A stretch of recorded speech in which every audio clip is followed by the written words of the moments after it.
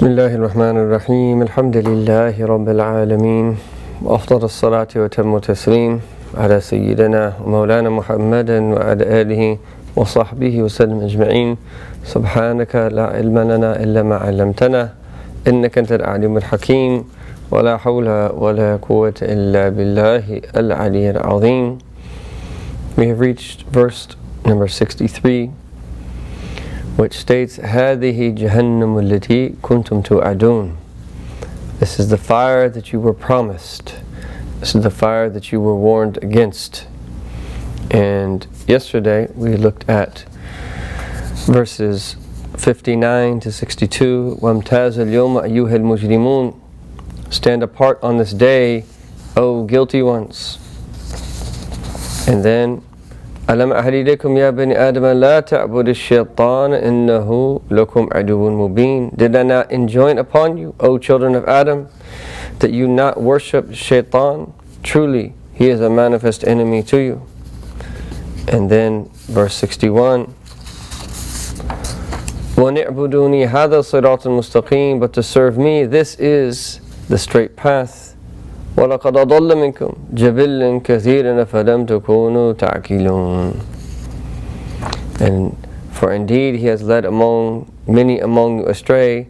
Did you not understand? Or did you not use your reason? And actually I think this is where we left off, is on verse 62. I think we did verse 61. I might have left off on verse 62. And so Allah Ta'ala says in verse 62, وَلَقَدْ أَضَّلَّ مِنْكُمْ جَبِلًّا كَثِيرًا. For indeed he has led many among you astray. أَفَلَا تَكُونُوا تَعْقِلُونَ. Do you not understand? Do you not use your aql? Do you not use your reason? And this word jabillan comes from a root word jabala, which is to that a taba'a is to that create someone in a particular way, is to imprint something on their existence. And that jabala yajbulu jablan is the masdar, or it's jabala yajbilu. Both are that acceptable ways of the mudari'. And in general it means ay khalaqahum. You say jabal Allahu al-khalq, Allah Ta'ala created the creation. Or you say jabala fulanan ala shay, ay fatarahu tabu alayh. He imprinted a certain way of being in him, or he created them in a certain way, subhanahu wa ta'ala. And the Arabs say is that fulan is dhu jabilla, a ghalidh al-jism. He has a big body. And what is meant by that is that there is a largesse, something that is big, that there. And this is also the same word that we all know, that jabal, which is a mountain, that relates to this idea of that greatness, size. And there are that 6 different ways of pronouncing jabillan that are all valid pronunciations, and we won't go into those details. But here when we say jabillan kathiran, it translates as that many among you. So that many people that Allah Tabaraka wa Ta'ala has created. وَلَقَدْ أَضَلَّ مِنْكُمْ جَبِلًّا كَثِيرًا. For indeed he has led astray that many among you. Subhanahu wa ta'ala. And then Imam al-Razi, he asked the question, كَيْفَ الْإِضْلَالِ. How is this process of Allah Ta'ala leading them astray? He says, نَقُولُ عَلَى وَجْهَيْنِ. This is done in 2 ways. The first is أَنَّ الْإِضْلَالَ تَوْلِيَةٌ عَنِ الْمَقْصَدِ وَصَدْ عَنْهُ. It's where that you are, that having something come in the way of what it is that you are seeking, your aim. And he says that Shaitan will that call people to an abandonment of worship, into worship that something else. And that he says that if that he's unable to command him to do worship, is that he will that command you to do it for other than the sake of Allah. Okay? And so is that there are different ways that Shaitan tries to come to you. Is that he either tries to that come in the way, he either tries to get you to take another route where you're going to that go away from the place it is that you are seeking, or what it is that you are seeking, or he'll try to come in the way of what it is that you are seeking. Okay, and this is why it's either tawliya or sadd in Arabic. Okay, so it's either a diversion or it's a barrier between you and what it is that you're seeking. Here either will try to get you to change your goal, and so that's the example of that we're supposed to be worshiping Allah, He wants you to worship that something else. Or as he'll try to put barriers between you and reaching your goal. And these are things like that relate to the diseases of the heart, having ulterior motives in your worship, seeking other things from that what it is that you're doing religiously. And in this regard, if we think about the shaitan and his different plots, is that ultimately, yes, they are weak. And one helpful background to think about the general categories of how he comes at the human being is that the first thing that he'll try to get all human beings to do is to associate partners with Allah Jalla Jalaluhu. And included in that category is to get people to disbelieve in Allah altogether. Or included in that category as well is to get people to have that false beliefs about Allah. They might not take someone outside the fold of Islam, but nevertheless there's still a veil on the heart and very serious because someone doesn't have a correct understanding of creed. So this is this first plot, and his first goal is to get you either to be outside the fold of the deen of correct belief or to have belief that is marred. And if he can't get you to do that, such that you have a sound creed, the next thing he's going to try to get you to do is to not worship. So he'll find all different types of ways to preoccupy you, to get you to fall into haram. And that if you are falling into one type of haram, he's going to get you to try to fall into a greater type of haram. And that, as we've mentioned before, if he can't get you to leave all good, he'll try to get you to do the lesser of the two goods. And so the next part of the shaitan is to try to get you to worship, to get you to preoccupy you with that which is unlawful in all different sorts. And different people have different strengths and weaknesses. Some of the unlawful that we incline more towards than other types. But what we want to do is to rid this of our life, and that any inclination towards anything is unlawful. And then if he can't get you to disbelieve, you have correct creed, and he can't get you to abandon worship by preoccupying you with the haram, he will try to get you to postpone worship, to procrastinate.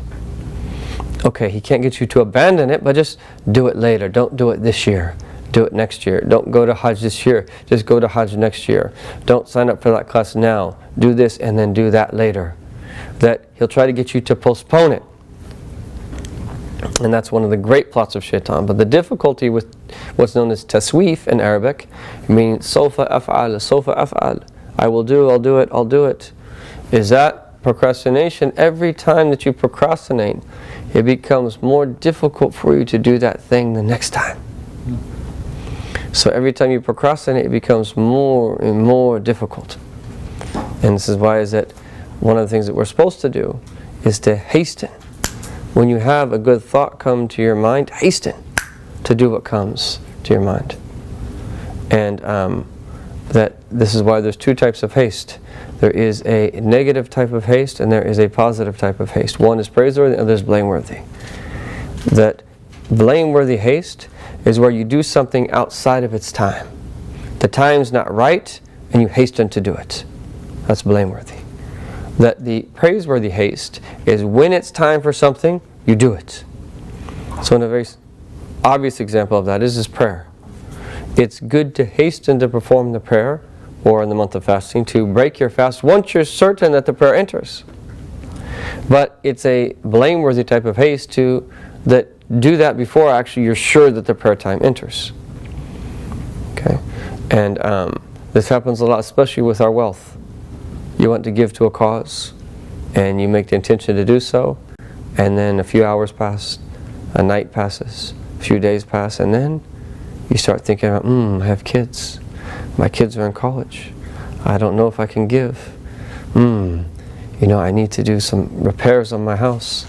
I need to renovate something or whatever. Is that we start thinking twice. That's why when the thought comes, we should act upon it if it is a thought of good, of course, after going through the process of balance and making sure that it's something we should do. And so,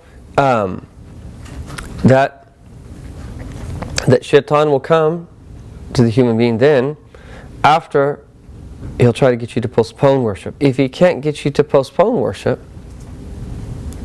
what he'll try to do is to get you to hasten in your worship, to be hasty, to pray too fast, to not concentrate, to read Quran too fast, or to do too much, either to be hasty in the act of itself or to do too much. So once you start putting things in place where you're learning, you're worshiping, you're around good people, he'll try to overload you so that you burn out. But if you can withstand that, he'll come at you in a different way. So you have correct creed, you have not abandoned worship, you're worshiping, you're not postponing, nor are you hasty, nor are you taking on too much. The next way he'll try to come to you is what? He'll try to get you to do it for other people. So now you're worshiping because you're a believer, and none of those other plots worked. So now do it for the sake of other people. And some of us that find pleasure in knowing that people know about what it is that we do. And this is what is called riya. And we have to sever that in our heart. If what we do is told to another person and we get excited and happy that other people know, it's a sign that our worship is not truly sincere. We have to keep working on ourselves. But then if that plot doesn't work, he'll try yet another plot, which is even more subtle than riya, which is you're not doing it for other people now, you're doing it solely for the sake of Allah Ta'ala. But now he wants you to be impressed with yourself. Vanity. Wow, look what I'm doing. Look how amazing I am.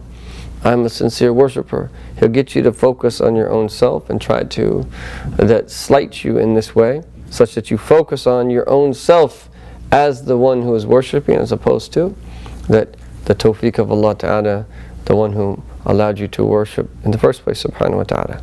So these are a summary of the different plots, and then there's one more that's only for the righteous, where he'll come at them potentially in certain ways that lead them astray in relation to that legal responsibility.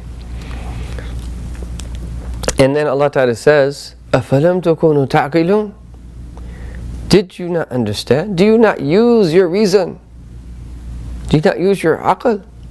Have you not seen the state of these people who come before? And do you not reflect upon life?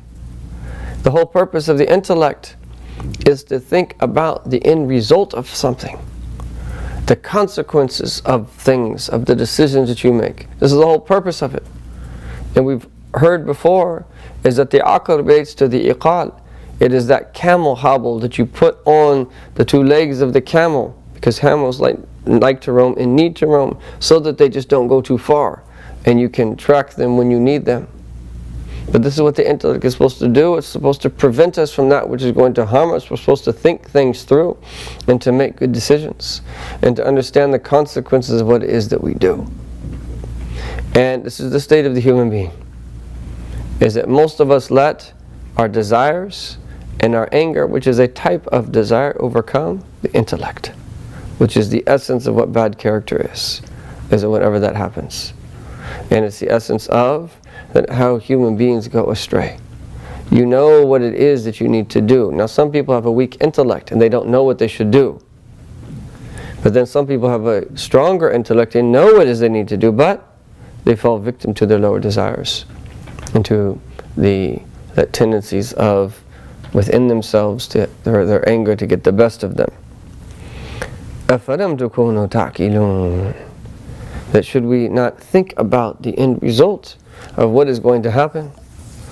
And then Allah Ta'ala says in verse 63, هَذِهِ جَهَنَّمُ الَّتِي كُنْتُمْ تُوعَدُونَ.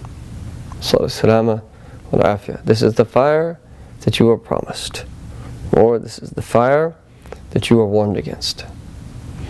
And that the khazana of Jahannam, that is, the guardians of Jahannam, is that they will say this to the disbelievers, is that this is Jahannam that you were promised, and that denied existed.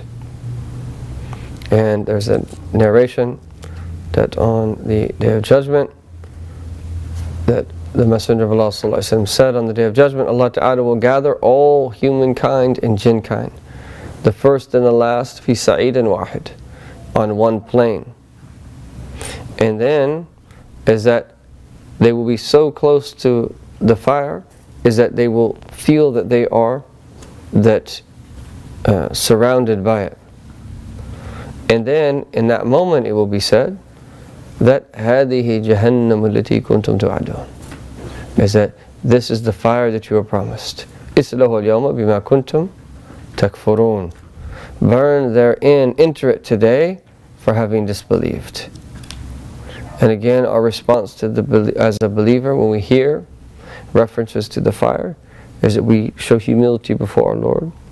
We start to think about what it is that we've done, and we realize is that the fire and paradise, Allah Ta'ala created them, that has nothing to do with what we want. This is what Allah Ta'ala wanted, and all we can do is to respond to that, reflecting upon these realities in a way that is pleasing to Allah Ta'ala, and to carry ourselves and to live a life whereby which is we're actively trying to avoid that having be our end. May Allah Ta'ala protect us. And we should be humble before Allah Jalla Jalaluhu. And these verses should remind us of His power and how He does what He wills, Tabaraka wa Ta'ala. And so, is that according to this narration of Abu Hurairah, on the Day of Judgment, when everyone is gathered on that plane of judgment and they're surrounded by the fire, this is when that a caller will call out and say. And this word, Jahannam, is one of the words for the fire. And that it is in that moment that was previously described, and that Allah Ta'ala refers to in Surah Al-Hajj, يَا أَيُّهَا النَّاسُ اتَّقُوا رَبَّكُمْ إِنَّ زَلْزَلَةَ السَّاعَةِ شَيْءٌ عَظِيمٌ, that, O people, is that be mindful of your Lord, for the earthquake of the last hour will be a mighty thing. يَوْمَ تَرَوْنَهَا تَذْهَلُ كُلُّ مُرْضِعَةٍ عَمَّا أَرْضَعَتْ وَتَضَعُ كُلُّ ذَاتِ حَمْلٍ حَمْلَهَا وَتَرَى النَّاسَ سُكَارَى وَمَا هُمْ بِسُكَارَى وَلَكِنَّ عَذَابَ اللَّهِ شَدِيدٌ. On the day you see it, every nursing mother will think no more of her baby. Every pregnant female will miscarry. You will think people are drunk when they are not. So severe will be God's torment. In other words, is that these are all things, the types of things that happen on this day. And normally is that every nursing mother who shows more mercy to another that person than a mother shows mercy to her that newborn baby that she is nursing. Those of us that have young children or have had young children, we know the love and the mercy and the care that a nursing mother has that for her young child. But that she'll think no more of her child because she'll be so preoccupied with herself on this day. And that a pregnant woman that will miscarry as a result of the fear and terror of this day. You will think people that are sukara, that they are drunk and intoxicated, but they're really not. So that this is that a reality of, these are realities that will happen on Yawm al-Qiyamah. And the word for hell, Jahannam, the first time that it comes in the Quran is in Surah Al-Baqarah, where Allah Ta'ala says, وَإِذَا قِيلَ لَهُ اتَّقِ اللَّهِ, when he is told, have taqwa of Allah, أَخَذَتْهُ الْعِزَّةُ بِالْإِثَمِ. This is very dangerous.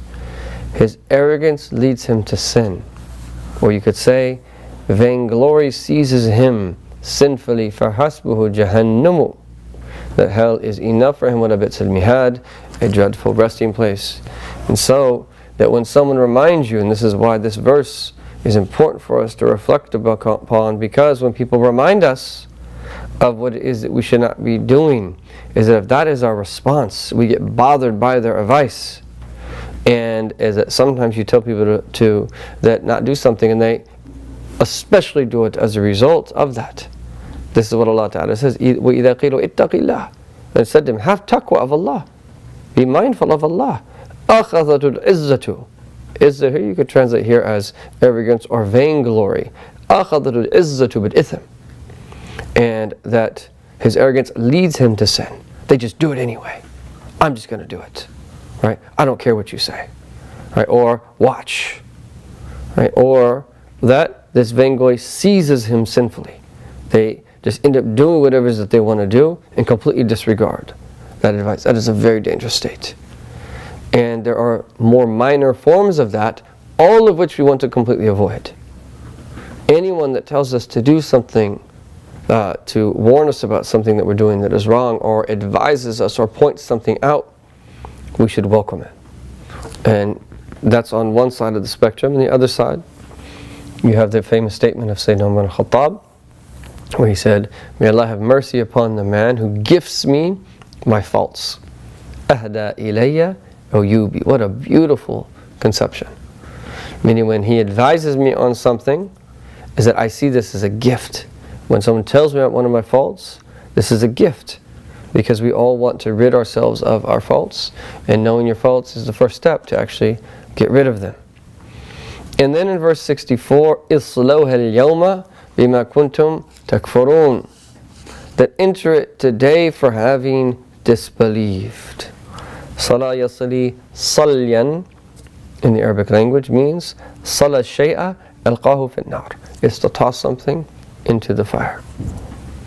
And so إِصْلَوْهَا, that has the meaning of entering into it and that burning therein. Why? As a result of their kufr and their inkar, because of the disbelief and their rejection. Burn therein or enter it today for having disbelieved. Nasallallahu afiyah. Again, that we read this to, that realize that this is a warning from Allah Tabaraka wa Ta'ala to certain people that do certain things. And we want to protect ourselves from that. And Imam al-Razi says, is that their shiddat nadamatihim, their intense regret, that is expressed in this verse in three ways. One, إِسْلَوْهَا فَإِنَّهُ أَمْرُ تَنْكِيلًا وَإِهَانَةً. The way that this is being said in this command form, enter it today, is that this is a way of that humiliating the person. Just as Allah Ta'ala says in Surah Dukhan, ذُقْ إِنَّكَ أَنْتَ الْعَزِيزُ الْكَرِيمُ. Then, that ذُقْ, taste this. Indeed, that you are the Aziz and the Kareem. Right? You are the mighty and you are the honorable. Right? In other words, is that this is a way of that belittling or rebuking that person, as that you think you're the mighty and the honorable. Okay, taste this then. Right? And so, from this perspective, and then that قولوا اليوم يعني العذاب حاضر, when Allah Ta'ala says إِسْلَوْهَا الْيَوْمِ, today, meaning is that this is happening now, it is present before us. And that all of the pleasures of the past that happened in the previous days, they're gone. It's all over. And that now is the moment that this is the consequence of this. And then the third aspect of this is that بِمَا كُنْتُمْ تَكْفُرُونَ, that for having disbelieved, and that when Allah Ta'ala speaks of it as such, would kufran yunba an ni'mah, this indicates that there was a blessing given, and that as a result that blessing was not respected, and that this indicates is that someone who is kufur, who has disbelieved, is ungrateful for a blessing, is that when they realize that someone who actually gave them that blessing, is that they're just utterly embarrassed. So just imagine if, I don't know, a situation where there was a particular person, you had a hospital bill without you knowing, paid off a large hospital bill you owed. I don't know, just some random example. And then there was just something you didn't really like about that person. And you said something that was rude to them. and you later find out that that person did an act of generosity like that for you. To then that approach that person and that faced him or her after you acted like that when they did something as nice like as they did, how embarrassed you're going to be, right? You're going to feel terrible. And that this is the state of the kafir when they realize as a result of their disbelief, because kufr in relation to disbelief also relates to that, just as it relates to disbelief, it's also related to a lack of gratitude. Ingratitude. When the kafir realizes, subhanAllah, is that this was all a blessing from Allah. I should have believed. All of the blessings that I will receive are from Allah Jalla Jalaluhu. It's going to be very painful. And then in verse 65, الْيَوْمَ نَخْتِمُ عَلَى أَفْوَاهِهِمْ وَتُكَلِّمُنَا أَيْدِيهِمْ وَتَشْهَدُ أَرْجُلُهُمْ بِمَا كَانُوا يَكْسِبُونَ. On that day we shall seal their mouths, but their hands will speak to us, and their feet bear witness to everything they have done. Ya Allah. Meaning that on this day that Allah Tabaraka wa Ta'ala is going to seal the mouths of the disbelievers and the hypocrites, such that they're unable to speak. And what is going to speak on their behalf and testify against them are their own limbs. Their limbs are going to say what it is that they did. And so their hands and then their feet and so forth and so on, all of the different limbs will testify to the various sins that they committed and the wrongs that they made.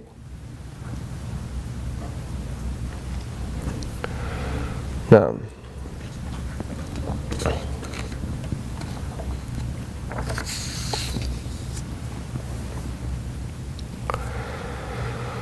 La ilaha illallah Muhammadur Rasulullah. And this is something that will happen on Yawm al-Qiyamah, and that Imam al-Razi that mentions about this is that what is the tartib, when does this take place? He says that first we could see this is that when they hear that this said, like what was said in the previous verse, Islahu al-yawma bima kuntum takfurun, is that they want to deny the fact that they disbelieved, but they're unable to do so, and it is then that Allah Ta'ala will seal their mouths, and they're unable to deny the fact that they disbelieved. And he said another way of understanding this verse is that when Allah Ta'ala said in verse 60 that Alam a'had ilaykum, have I not enjoined upon you, to the end of the verse, is that they had no way to respond to what Allah Ta'ala is presenting to them. And so that they just were unable to provide an answer as a result of that. A very serious state where they're in, that a state of tremendous awe of Allah Jalla Jalaluhu. And that some of the ulama say is that this happens on Yawm al-Qiyamah when the disbelievers see what Allah Jalla Jalaluhu has given the people of Tawheed from all different types of virtues and good, is that they will say to one another that let us just swear an oath by Allah that we weren't mushrikeen. That they'll want to swear, they want to deny the fact that they disbelieved here in the dunya. The tables have completely turned then. In the dunya, that anytime that you try to remind them, is that they just keep doing or whatever it is that they're doing and believing how they're believing. But now that they'll wish that they could cover it up and actually deny how they really were. Yeah. And then that there is Ibn Kathir narrates that Abu Musa al-Ash'ari, he says that the believer will be called to the reckoning on Yawm al-Qiyamah, and that his Lord will show him his works, and that he will realize what it is that he did between him and Allah. He'll admit the mistakes he made. فيقول نعم أي ربي عملت. Oh Lord, I did this, I did that. He'll admit. And just imagine you're on the plane of judgment in front of everybody, and that we have to admit. The believer will admit, I did this, I did that. قال فيغفر الله تعالى ذنوبه ويستره. Allah will forgive his sins and veil him. قال فما أرد الخليق ترى من تلك الذنوب شيئا. And such that no one in creation that is there at the plane of judgment will see his sins then. وتبدو حسناته. And then his good deeds will appear. فود أن الناس كلهم يرونها. And that he will want that all of the people that are present on the judgment plane to see the good deeds he's done. And so that's the state of the believer. As a result of the belief is that there is forgiveness and a veiling.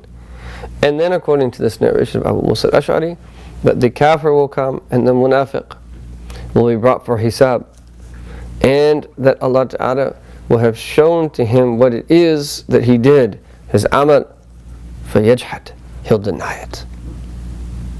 And he'll say, Lord, that by your mighty is that لَقَدْ كَتَبَ عَلَيْهِ هَذَا الْمَلَكْ مَا لَمْ أَعْمَلْ, the angel has written that which I did not do.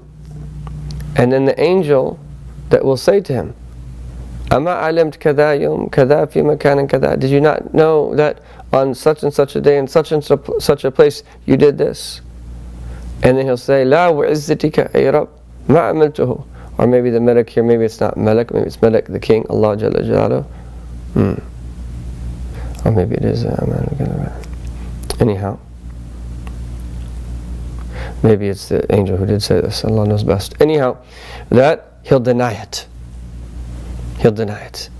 And he'll try to swear an oath by Allah, and when he lies, فَإِذَا فَعَلَ ذَلِكَ, when he does that, خَتَمَ اللَّهُ عَلَى فِيهِ, Allah Ta'ala will seal the mouth.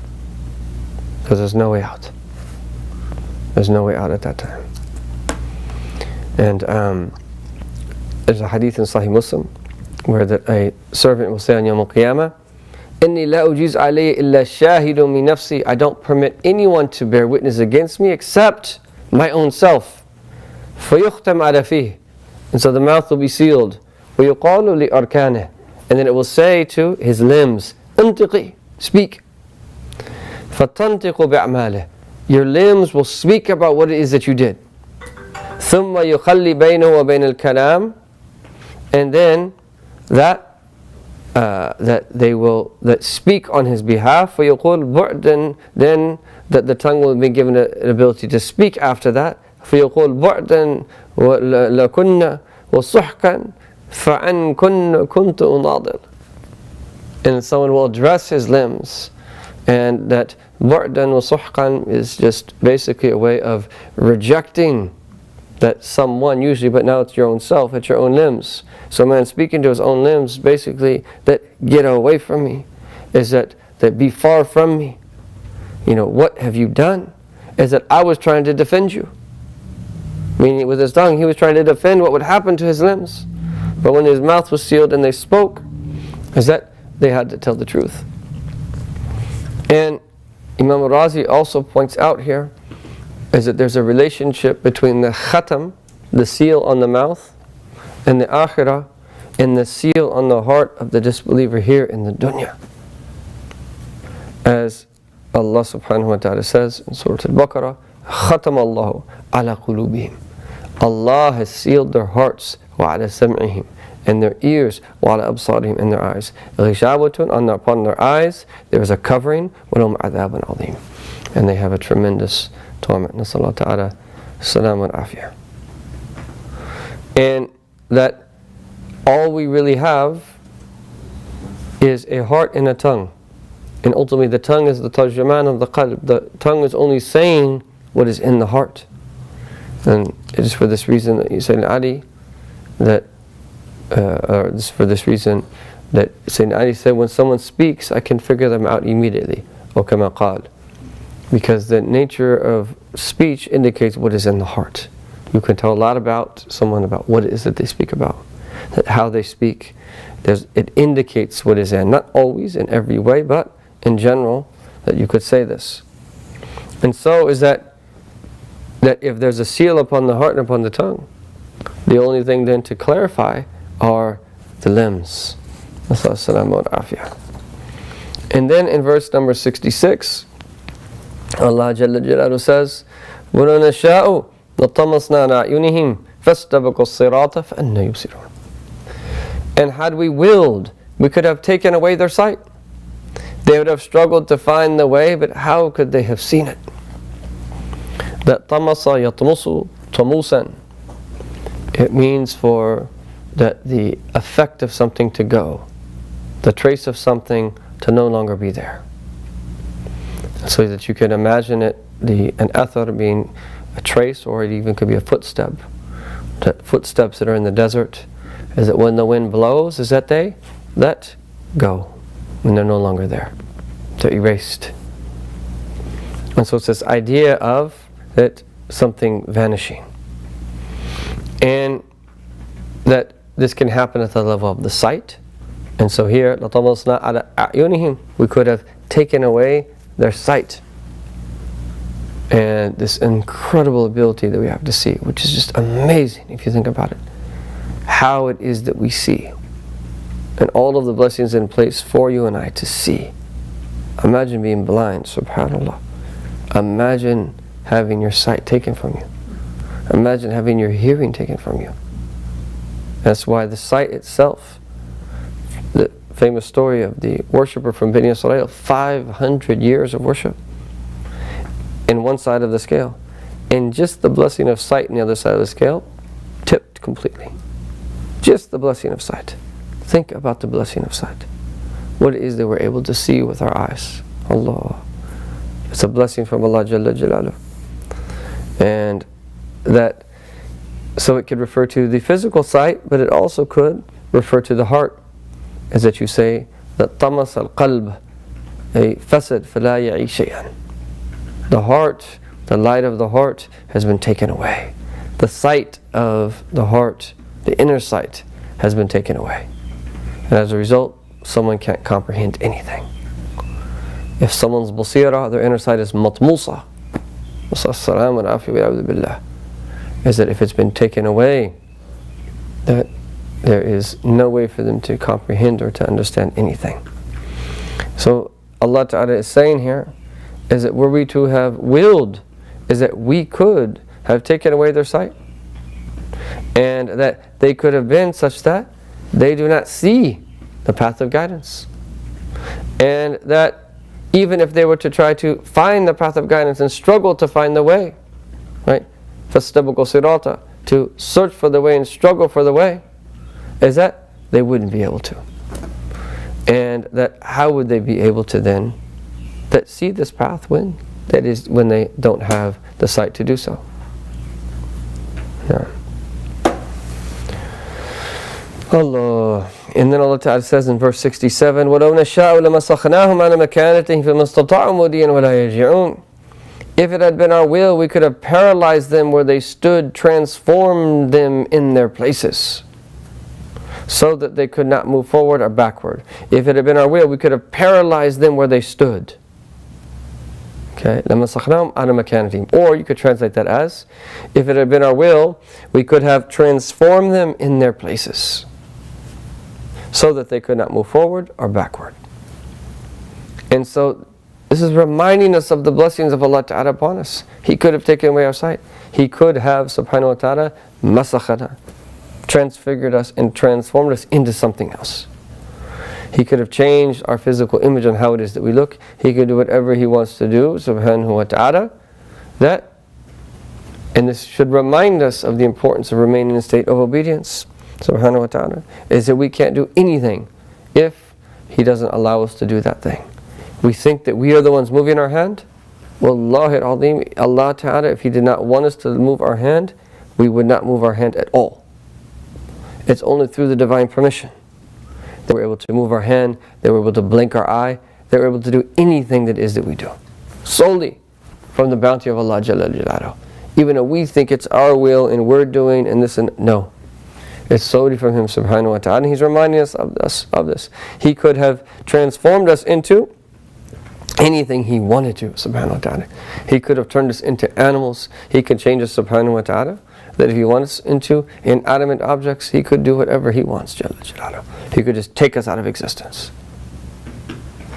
And He's made us human beings who have an intellect, that learn and should do what is right, but how many human beings go astray and they deny the great blessings of Allah Jalla Jalaluhu. And then in verse 68, وَمَن نُعَمِّرْهُ نَكِّسُ فِي الْخَلْقِ أَفَلَا يَعْقِلُونَ. If we extend anyone's life, we reverse his development. Do they not use their reason? Or you could say, is that, and whomsoever we give long life, we cause him to regress in creation. Do they not understand? So, وَمَن نُعَمِّرْهُ, your umr is your lifespan. And your amr is to give someone a lifespan. That is, extending their life, giving someone a long life. Is it, do people not see this is taking place? Is that we begin as a baby that is entirely dependent, and then we grow, and we don't think about where it is that even we started before the fact that we were a baby, that what led to us being in the womb of our mother, and what was that existence then. What did we start as? A fluid, and then we were born, and then we get a little bit older, and then we become of age, and it's as if we've completely forgotten how it is that we got where it is we are. And we have this illusion that we're going to live forever. I'm young, I'm going to live 100 years. Even if you lived 100,000 years, how much is that really? Is that وَمَن نُعَمِّرْهُ نُنَكِّسُ فِي الْخَلْقِ, is that, and whomsoever we give long life, we cause him to regress in creation. You'll reach your prime, but once you reach your prime, then you start going downhill. Is that different people reach their prime at different ages? What we know is that eventually is that people become weak, as Allah Ta'ala says in Surah Al-Rum, Allahu alladhi khalaqakum min da'f.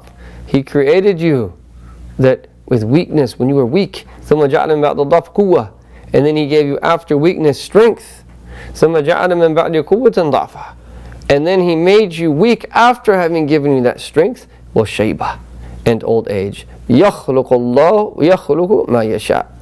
Allah creates what He wills. وَهُوَ الْعَلِيمُ الْقَدِيرُ, and He is the all-knowing and the all-powerful. If Allah wanted to, we could have gotten stronger and stronger and stronger and stronger, and He writes death when we become the strongest.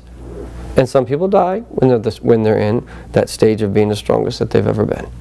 But He could have made that the norm for everybody. It's just all upward progression. What He willed is that we come back to a way that we were in the beginning, as that we regress in creation. Just as we began in need, is that we will end up in need. And the whole point of this is, أَفَلَا يَعْقِلُونَ, do they not understand? Do they not use their intellect? And it's sufficient for us to know all these things people are chasing. Masakin.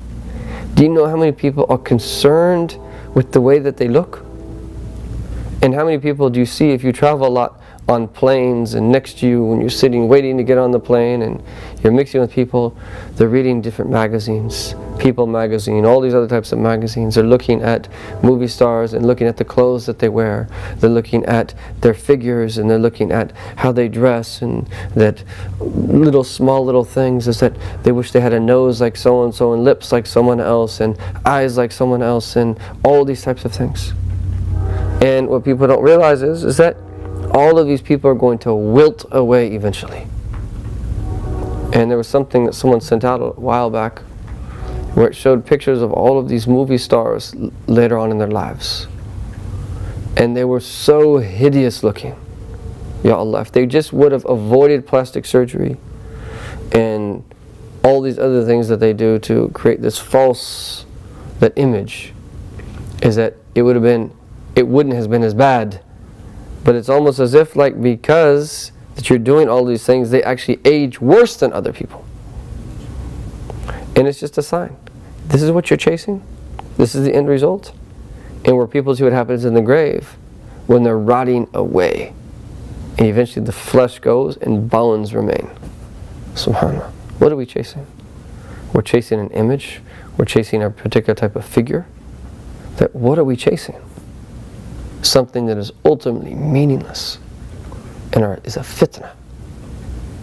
Wealth is a fitna. to have beauty is a fitna. To have any blessings like this, they're blessings from one perspective, but they're fitna. They're a trial and tribulation from another. To be very strong is a fitna. All of these things that are fitnas, unless that we deal with them. To be very intelligent is a fitna, unless that we use it for a good purpose. These are all the reflections that we should really think about. وَمَنْ نَعْمَرُ نَكِّسُ فِي الْخَلْقِ. And whomsoever we give long life, we cause him to regress in creation. Our Prophet ﷺ, hadith in Bukhari, he sought refuge in Allah from a number of things. أَعُوذُ بِكَ مِنَ الْبُخْلِ وَالْكَسَلِ. I seek refuge in you from miserliness and laziness. وَالْهَرَمِ. And he sought refuge from that old age. وَأَرْضَلِ الْعُمُرِ. And being in that the state of decrepitude. This last part of your life, where your intellect starts to go, is that maybe an example of that would be someone that has dementia in our context, or all these other types of things that happen when people get really old. And then our Prophet ﷺ sought refuge in the adhab al-qabr, punishment of the grave, wa fitnat ad-dajjal, the fitna, the tribulation or the trial of the dajjal, wa fitnat al-mahya wal-mamat, and all of the different trials of life and of death. And what one of the commentators said as a result of this, and the fact that our Prophet sought refuge in Allah from the stage of decrepitude, the vast majority of people want to live as long as they can, even if they have to take 100 pills just to stay alive. Just keep me alive.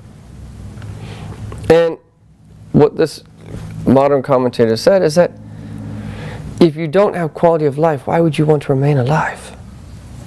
Why would you want to stay alive with a machine if you know there's not quality of life? I'm not saying that there's not a chance to bring you back where you can have quality of life, but if you don't have quality of life, why on earth would you want to remain? Why on earth would you want to remain? I ask Allah to give us all strength, that we're in that moment. This is something we should tell our children and family members now. Look, if I reach that point where the doctors are saying there's no more quality of life, let me go. Don't put me on the machine in the first place if you don't think it's going to help, unless that there's a good chance that you could have quality of life restored. We should all have the courage to just want to go and meet Allah Jalla Jalaluhu. Is that we don't obviously try to hasten our death, but why stay alive without quality of life?